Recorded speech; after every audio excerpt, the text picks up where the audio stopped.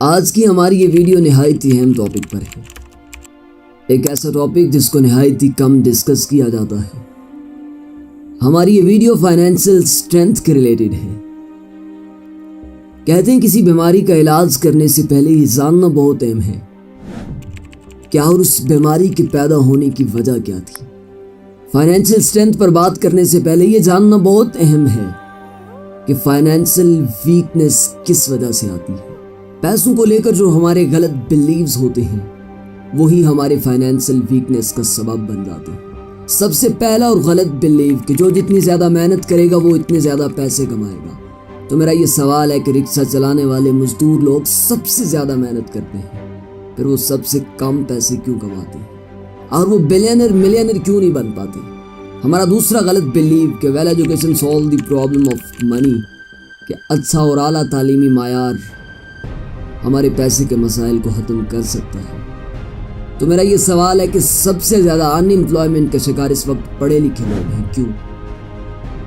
हमारा तीसरा गलत बिलीव कि जॉब के ज़रिए फाइनेंशियल वीकनेस को ख़त्म किया जा सकता है। तो मेरा ये सवाल है कि जॉब करने वाले लोग अपनी आमदनी का इंतज़ार इस वजह से कर रहे होते हैं कि उनके अखराजात बढ़ चुके होते हैं। और जिस इंसान की आमदनी और अखराजात के दरमियान डिफरेंस हो, गैप हो, जिसकी आमदनी कम और अखराजात ज़्यादा हो, वो कभी भी फाइनेंशियल स्ट्रॉन्ग नहीं हो सकता। तो अब बातें हैं कि इनको ठीक कैसे किया जा सकता है।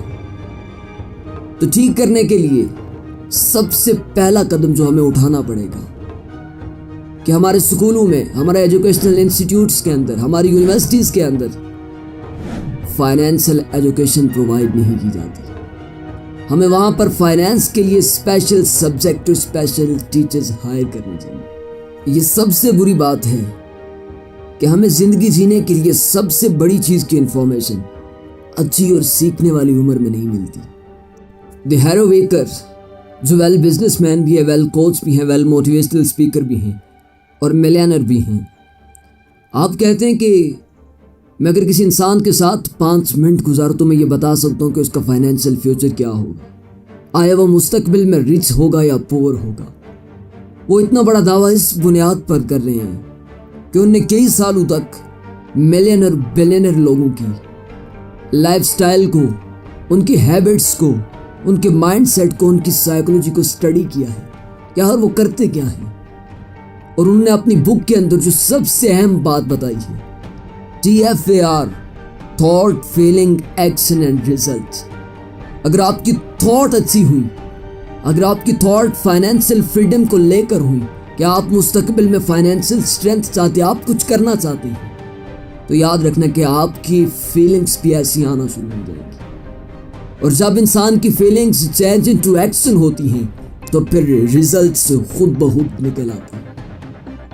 जब इंसान अपनी थॉट्स, अपनी फीलिंग्स और अपने एक्शन को कंट्रोल में लेकर एक पॉजिटिव वे पर रन करवाएगा तो आप रिजल्ट्स खुद देख लेंगे कि आखिर आपने हासिल क्या है।